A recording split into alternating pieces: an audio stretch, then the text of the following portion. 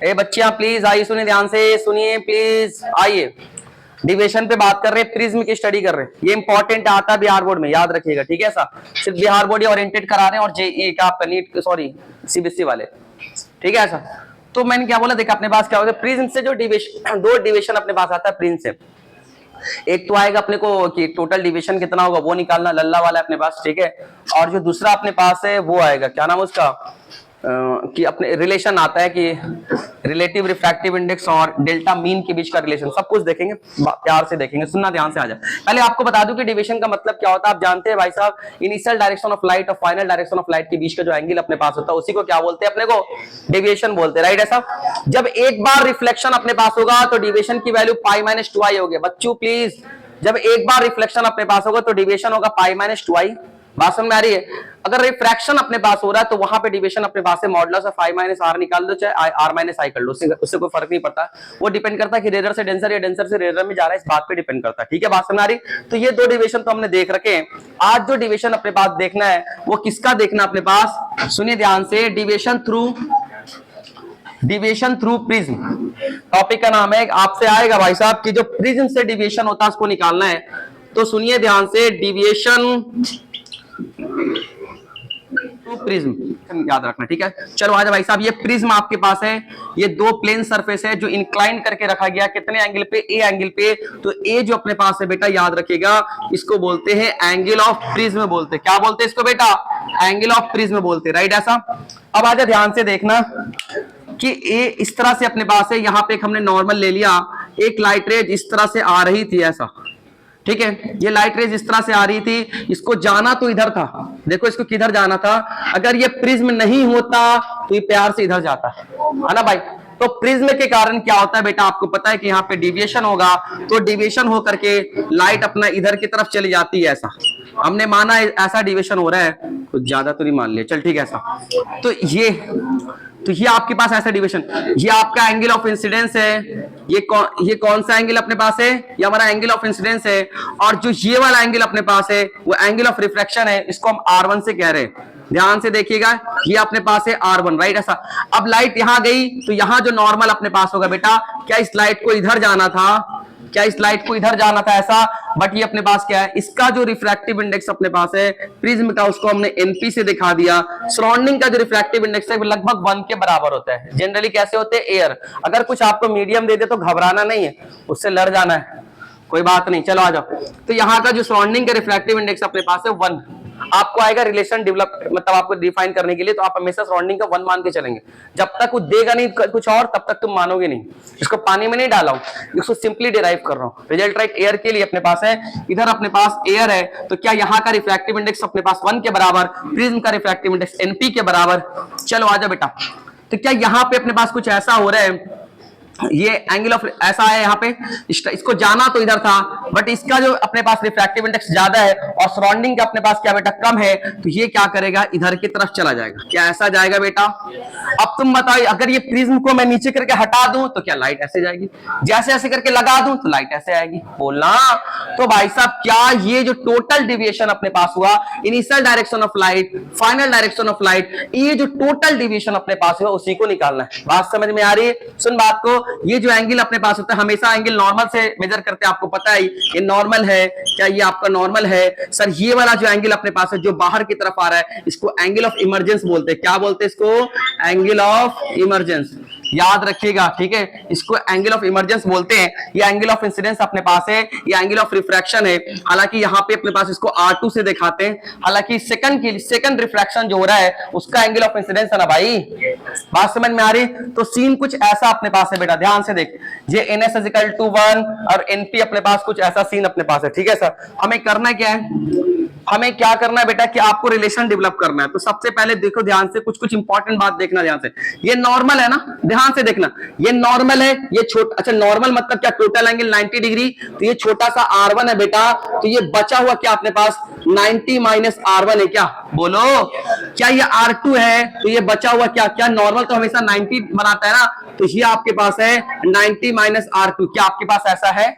अब तुम इस वाले राइट एंगल ट्राइंगल को देखोगे, क्या तुम अगर बोर्ड के लिए पढ़ रहे हो तो तुम नाम वाम लिख देना यार, तुम तो अकलमंद हो। इसको ये ए है ना, इसको ए ही मान लेते हैं, हाँ, और इस वाले साइड को एम मान लिया, नहीं एम यूज है क्या, चल एम, इस वाले साइड को क्या मान लिया, क्यू, तुम्हारे समझने के लिए और कोई बात नहीं।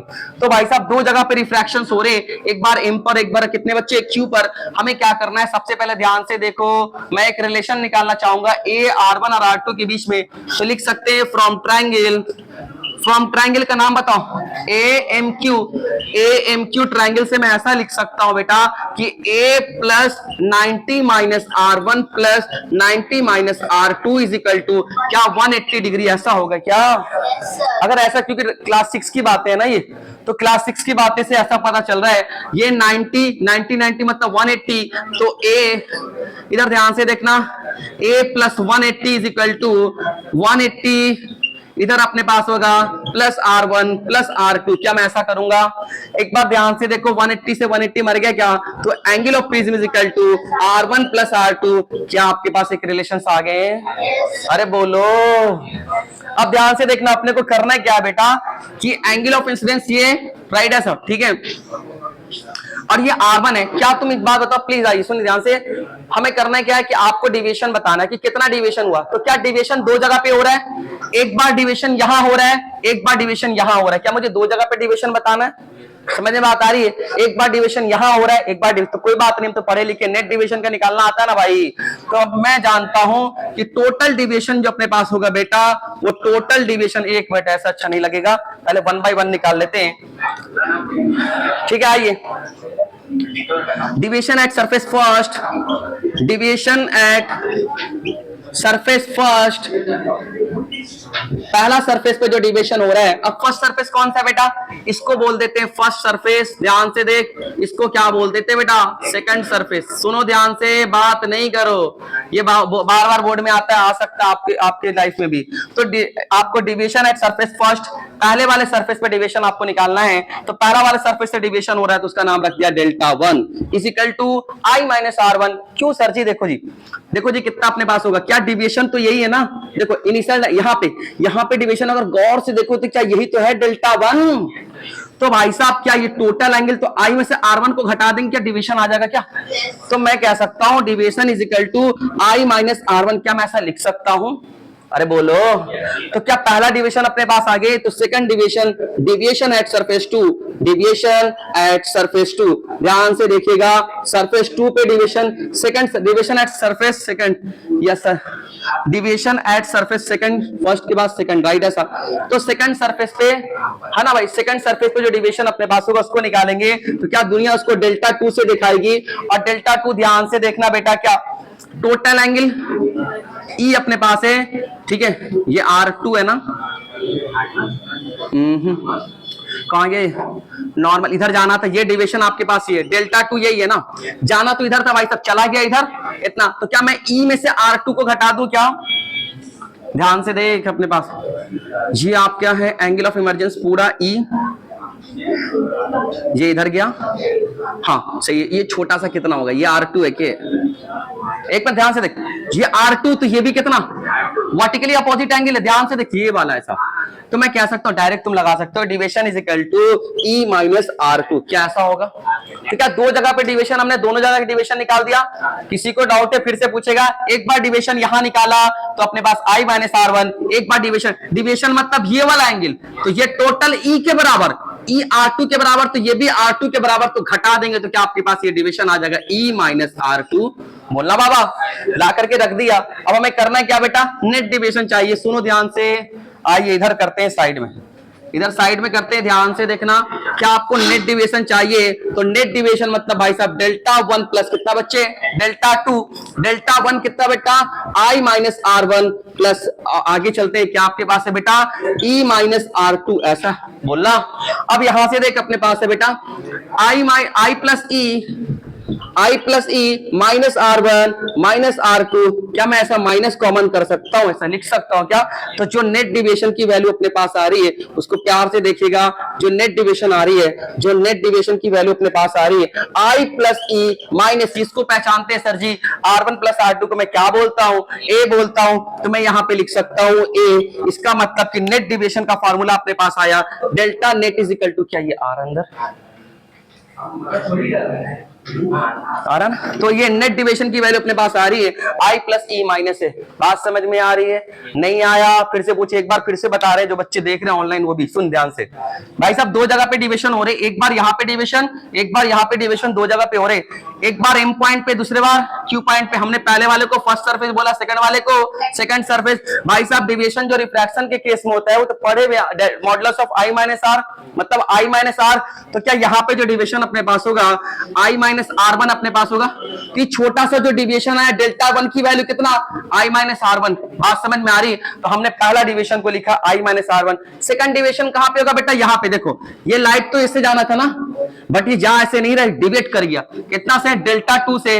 तो टोटल एंगल कितना अपने पास ई के बराबर, उसमें से छोटा सा आर टू घटा देंगे तो क्या अपने को ई माइनस आर टू हो जाएगा। बोलना यार।